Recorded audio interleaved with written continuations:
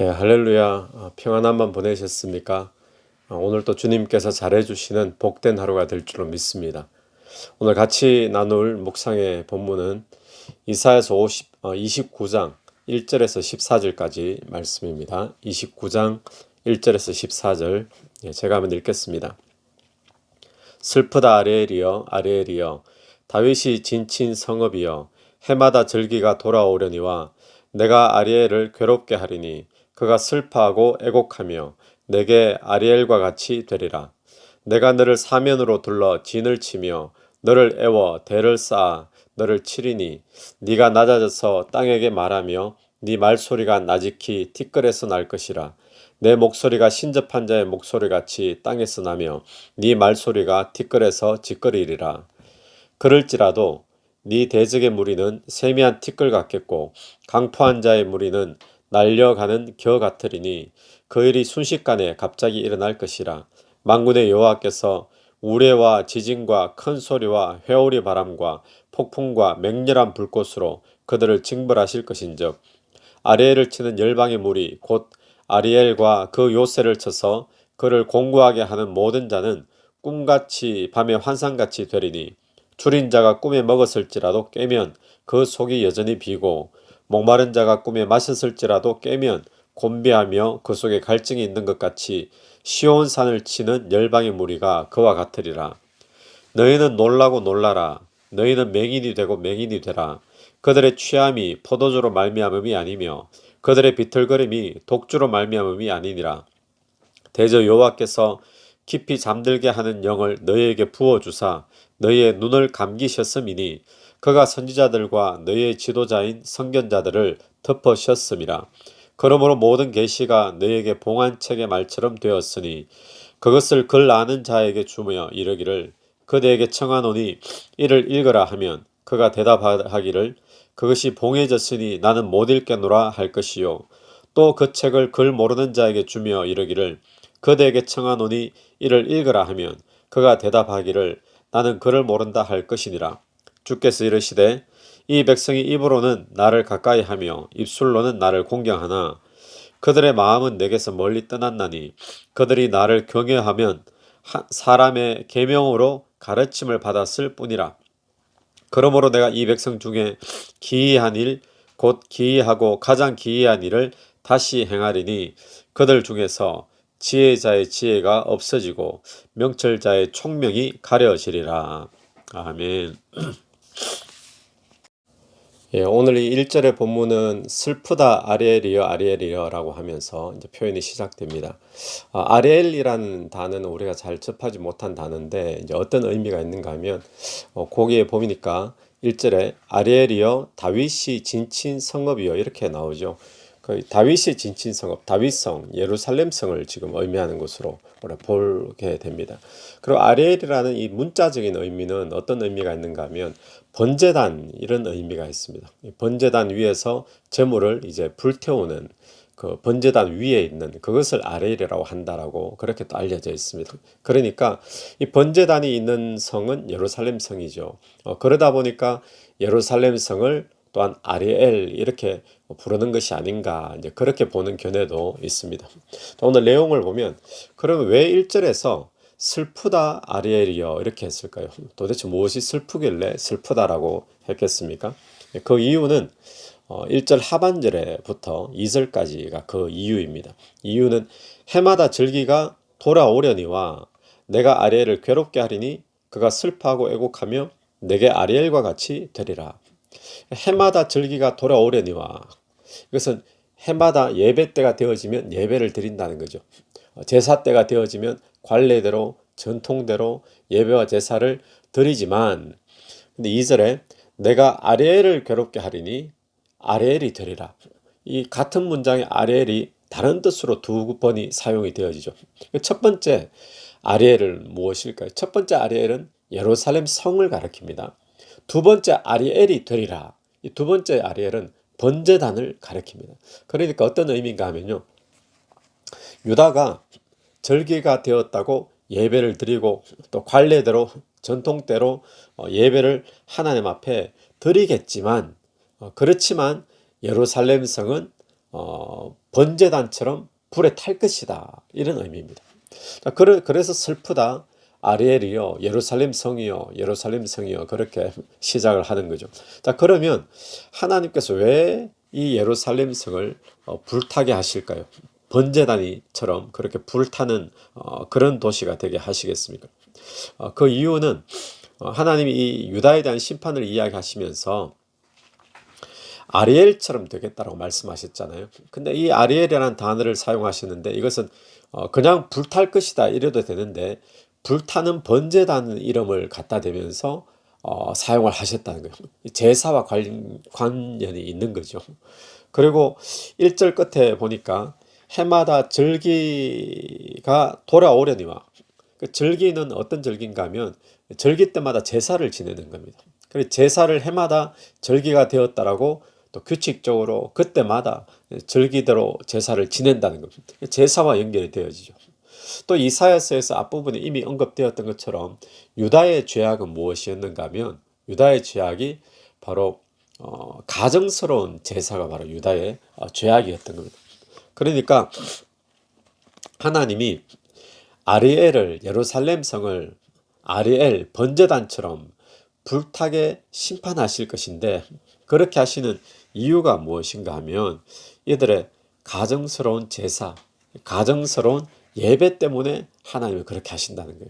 그래서 오늘 본문의 마지막 부분 있죠. 오늘 본문의 13절부터 14절까지 이 두 구절을 보면 오늘 본문에서도 결론적으로 한 번 더 이야기하고 있습니다.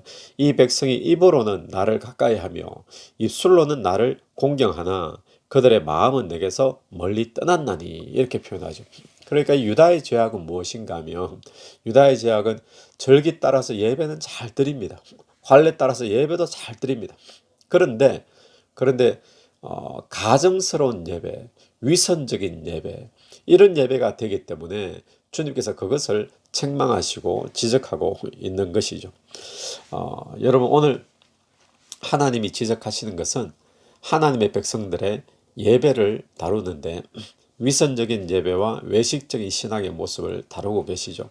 예배는 잘 드리는데 삶에는 순종이 없습니다.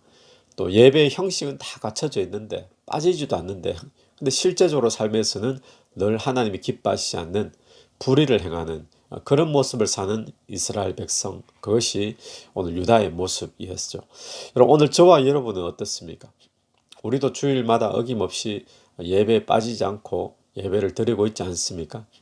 또 매일 아침이 되면 또 말씀 붙잡고 나름대로 또 큐티하고 묵상하고 그러고 있지 않습니까? 또 그런데 정작 예배는 빠지지 않고 예배의 모양은 있는데 내 삶에 순종이 없고 여전히 내가 주인이 되어서 내 멋대로 살고 있지는 않으십니까? 예배는 예배고 내 생활은 생활이고 따로따로 이렇게 생각하고 있지 않습니까? 오늘 유다에게 지적하신 하나님께서 위선적인 제사다, 이거는 가정스러운 그런 제사다라고 말씀하신 것은 그들의 제사의 어떤 모양이나 형태나 의식이 잘못되어서 그렇게 말씀하신 것이 아니라 제사의 모양과 형태는 있는데 그들의 삶의 모습에서 순종함이 없고 불의를 행하기 때문에 주님께서 그것을 지적하신 거죠. 여러분, 오늘 우리의 삶에도 주일 예배도 다 지킵니다. 형식도 다 따릅니다. 또 종교적인 모양도 우리가 뭐 흠잡을 것 없이 모든 모양은 봉사도 하고 다 하고 있습니다. 그러나 정작 내 삶에서 전혀 불순종의 모양이 나온다면 불의하는 모습이 나온다면 그것이 오늘 우리가 유다와 같은 그런 동일한 모습과 같다는 것이죠. 여러분, 예배는 예배고 생활은 생활이고 따로가 되어서는 안 됩니다. 또 예배는 예배고 장사는 장사지 어떻게 그게 같을 수 있나? 그렇게 되어서는 안 됩니다. 하나님이 우리에게 원하는 모습은 우리가 예배 드릴 때 그 예배와 우리의 생활이 언제나 같이 가기를 원하십니다. 예배 따로 생활 따로가 되어지면 그것이 하나님 앞에서 위선적인 예배다라고 이야기를 하는 거죠. 그래서 오늘 저와 여러분이 하나님 앞에 예배드리는 진정한 예배자라면 삶에서도 그 예배와 어울리는 삶이 되어야 될 줄로 믿습니다. 여러분이 사업을 하고 장사를 하신다면 우리가 진짜 예배자라면 우리의 예배의 모습이 내가 사업하고 장사하는 모습과도 잘 어울리게 갈 수 있어야 된다는 거죠. 그것이 삶의 예배가 되는 것인 줄로 믿습니다. 오늘 하나님이 유다에게 지적하신 유다에게 슬프다라고 말씀하시면서 왜 유다가 예루살렘 성이 불탈 것인가? 그것은 바로 가식적인 예배, 또 위선적인 예배 때문이었다라는 사실을 기억하면서 내 신앙의 위선적인 모습은 없는지 이 아침에 한번 돌아볼 수 있는 그런 시간이 되기를 간절히 바랍니다. 자, 5절과 8절에서는 5절에 그럴지라도라고 시작을 합니다. 그럴지라도. 그러니까 하나님께서 예루살렘을 불타는 번제단처럼 그렇게 불타게 만들겠다라고 말씀하셨잖아요. 근데 그런 심판이 있겠다라는 건데, 그런데 그럴지라도 하나님께서는 무슨 뜻일까요? 유다를 기억해 주시겠다라는 겁니다. 그럴지라도. 그래서 그 유다를 대적하는 원수들에 대해서 하나님이 그냥 끝까지 내버려 두지 않으시고, 하나님 때가 되면 그 대적하는 원수들을 하나님이 다 바람의 겨처럼 티끌처럼 다 날려버리시고 그들을 무찔러 주시겠다라는 것이 5절부터 8절까지 나오는 말씀입니다. 그래서 하나님은 유다를 심판하시지만 그럴지라도 유다를 기억하시는 분이시죠. 이 상황이 열왕기하의 19장에 나와 있는 상황으로 성경학자들은 해석을 하고 있습니다. 열왕기하 19장에 어떤 말씀이 나오는가 하면 히스기야 왕 시대인데, 이때는 또 이사야가 활동하던 시기하고 같습니다. 아수르의 산헤립이 와서 이 예루살렘을 포위를 합니다. 그래서 이 소식을 듣고는, 내려온다는 소식을 듣고는 히스기야 왕이 본인은 성전에 하나님 앞에 엎드리러 성전에 올라가고 사람들을 시켜서 이사야 선지자에게 보냅니다. 보내서 이런 모든 사정을 이야기를 해주고 이사야 선지자에게 이 나라를 위해, 이 백성을 위해 기도해 달라, 그렇게 하죠. 그러고는 이사야가 기도 가운데 하나님 말씀을 받아서 또 이 전쟁 가운데 망하지 않는다라는 말씀을 받아서 히스기야에게 전달합니다. 그러면 히스기야가 이 편지를 받아들고 성전 앞에 가서 하나님 앞에 이 편지를 펴놓고 하나님 이 말씀대로 약속대로 이루어 달라고 기도하죠. 그러고는 그날 밤에, 하룻밤에 이 예루살렘을 쳐들어왔던 18만 5천 명, 얼마만 대군이죠. 18만 5천 명이 이스라엘 군대가 손쓴 것이 아니라 하룻밤에 하나님께서 사자를 보내가지고 한 사람도 남김없이 18만 5천 명이 다 속량이 되는 그런 기이한 역사가 일어나게 되는 것을 오늘 이 5절부터 8절까지의 이야기가 바로 역사적으로 그 사건을 이야기한다라고 이 학자들은 그렇게 보고 있죠. 그래서 아수르에게는 오늘 이 본문에 나오는 것처럼 이게 뭐 꿈인지 아니면 환상인지 모를 만큼 마치 꿈처럼 환상처럼 말도 안 되는 그런 일이 벌어졌다라고 이야기를 하는 것입니다. 자, 그러면 하나님이 왜 유다의 죄를 심판하시잖아요. 심판하시는 가운데도 그럴지라도 또 유다를 기억하셔서 또 긍휼을 베푸시고 챙기시고 왜 그러실까요? 왜 그러시죠? 이것은 하나님의 백성이기 때문에 그렇게 하시는 겁니다. 그러니까 하나님은 심판 중에도 하나님의 백성을 챙기십니다. 그것이 하나님의 백성들이 누리는 하나님께 받는 특혜이죠, 특혜. 그러면 하나님은 왜 하나님의 백성들에게 이렇게 특혜를 베푸실까요? 왜 이렇게 은혜를 베푸시죠? 그것은 다름 아닌 아브라함과 맺은 약속 때문이죠. 언약 때문입니다. 언약 때문. 여러분, 오늘 하나님의 언약의 백성은 오늘날 바로 저와 예수 믿는 저와 여러분인 줄 믿습니다. 하나님의 언약, 하나님의 약속, 그것이 실체가 되어서 이 땅에 오신 분이 예수 그리스도죠. 예수 그리스도는 약속 그 자체입니다. 이 약속을 우리가 믿음으로 구원받고 또 이 약속을 우리가 영접하고 받아들임으로 또 하나님의 자녀가 되었잖아요. 그러니까 우리는 지금 하나님의 언약의 백성이요, 약속의 백성이요, 자녀다라는 사실입니다. 자, 그러면 오늘 또 하나님께서 저와 여러분에게 진노하실 때도 있죠. 징계하실 때도 있죠. 심판하실 때도 있죠. 그러나 그럴지라도를 기억하십시오. 그럴지라도 하나님께서는 하나님의 백성에게 약속 때문에 기억하시고 긍휼을 베풀어 주시는 그런 분이다라는 것을 오늘 본문에서 우리가 분명히 보게 되기를 간절히 바랍니다. 하박국서를 보니까 하박국 3장에 하박국 선지자가 그런 말을 하죠. 주여 수년 내에 부흥케 하옵소서 이렇게 말하는데 거기에 바로 이어서 나오는 말씀이 진노 중에라도 긍휼을 잊지 마옵소서. 하나님의 백성이기 때문에 약속의 자녀이기 때문에 할 수 있는 기도죠. 진노 중에라도 긍휼을 잊지 마옵소서. 예, 그렇습니다. 하나님은 하나님의 백성에게 또 하나님의 자녀에게 진노하실 때도 있고 심판하실 때도 있고 또 노하실 때도 있지만 그러나 그럴지라도 하나님의 자녀들을 기억하시는 분인 줄로 믿고 저와 여러분이 끝까지 하나님을 신뢰하게 되길 바랍니다. 자, 그렇다면 이 하나님이 하나님의 백성에게 심판하시는 것은 목적이 무엇일까요?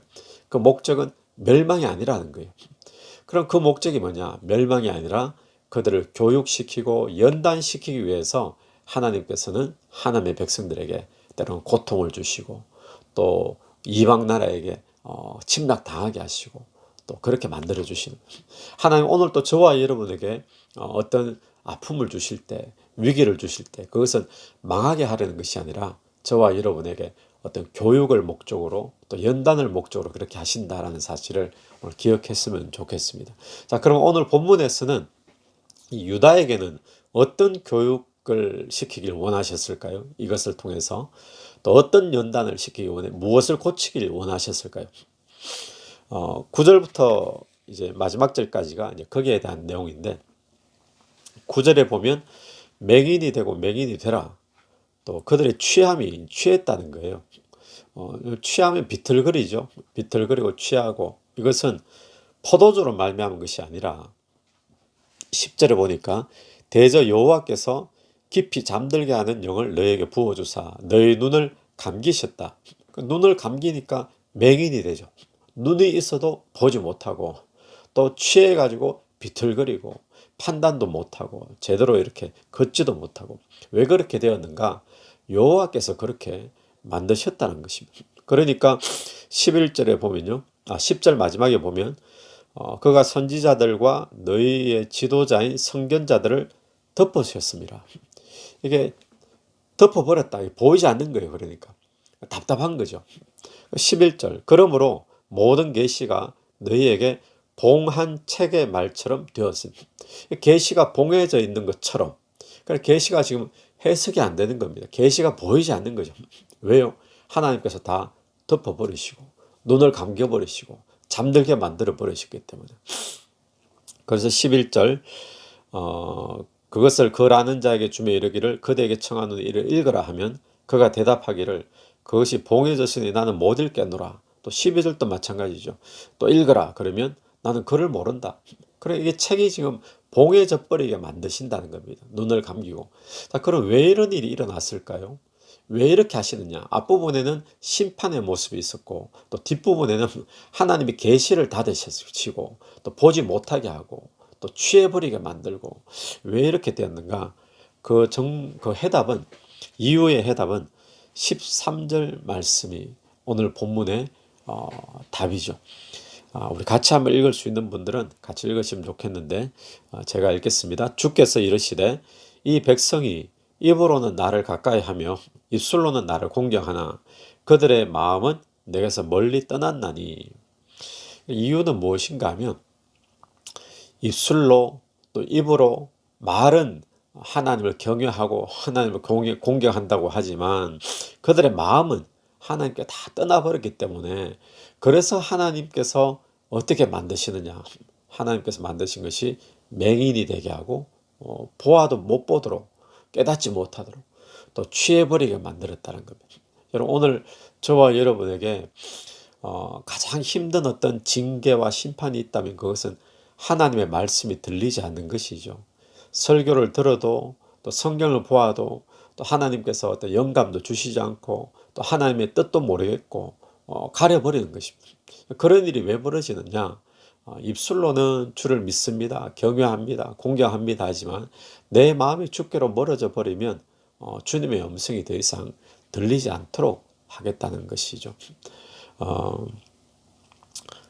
14절 말씀도 마찬가지입니다. 14절에 마지막을 보시면 하반절을 보시면 그들 중에서 지혜자의 지혜가 없어지고 명철자의 총명이 가려지리라.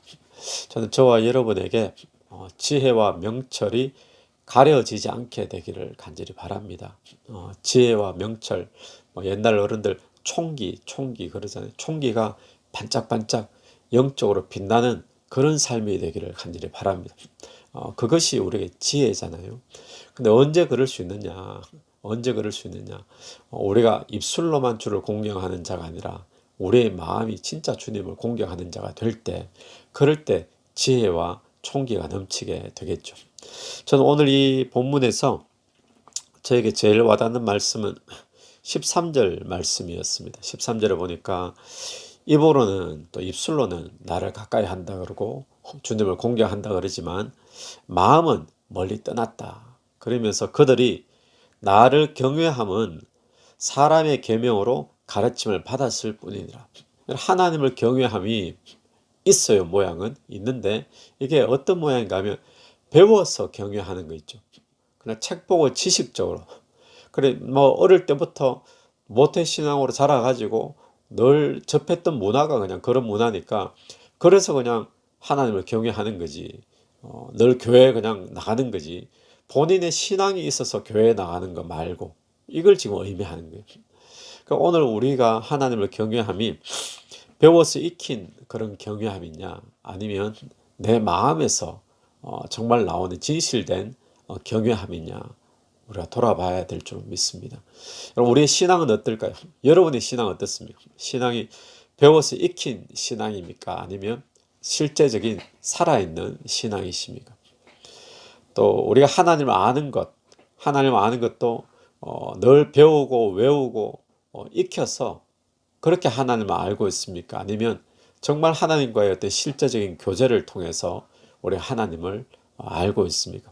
오늘 우리의 신앙이 그냥 배우고 익히고 그러다 보니까 말은 잘하고 입술로는 하나님을 이야기하지만 마음에는 전혀 하나님이 없는 신앙과 거리감은 그런 우리의 모습은 아닌지 이 시간 돌아보면서 그런 모습이 되어지면 우리에게 그때부터는 심판이죠. 어떤 심판이냐? 다른 어떤 물리적인 심판이 힘든 것이 아니라 하나님의 음성이 들리지 않습니다. 하나님의 음성에 대해서 맹인이 되어지고 하나님의 책이 우리에게는 그런 자들에게는 봉인되어져 있는 책처럼 무슨 뜻인지도 모르고 이게 달지도 않고 깨달음도 없고 그렇게 되어지는 거죠. 그러니까 지혜와 명철도 다 잃어버리는. 그래서 오늘 저와 여러분이 정말 하나님을 실제적으로 경외하는 자가 되어서 우리 영적인 눈이 뜨여지고 또 영적인 지혜와 또 명철이 충만한 그런 복된 하루가 되기를 저와 여러분 되기를 간절히 바랍니다. 기도드리겠습니다. 하나님 은혜를 감사합니다. 하나님 이 유다에게 말씀하신 이 경고와 지적이 오늘 나를 향한 경고와 지적이라고 받아들일 수 있도록 도와주옵소서. 하나님 내가 하나님을 경외하되 배워서 익힌 경외함이 아니라 또 입술과 말로만 하는 경외함이 아닌 내 삶에서 내 마음으로 또 실제적으로 주님을 경외할 수 있도록 은혜 베풀어 주옵소서. 하나님 간절히 바라옵기는 하나님의 말씀에 대해 내가 맹인이 되지 않기를 원합니다. 또 하나님 말씀에 대해 깨달음이 있기를 원하고 하나님의 말씀이 나에게 봉인되어져 있는 책이 되지 않기를 간절히 원합니다. 하나님 명철을 다하여 주옵소서. 경외함 때문에 지혜를 다하여 주옵소서. 예수님 이름으로 기도드립니다. 아멘. 오늘 하루도 예수 이름으로 승리하시는 복된 하루가 되기를 간절히 바랍니다.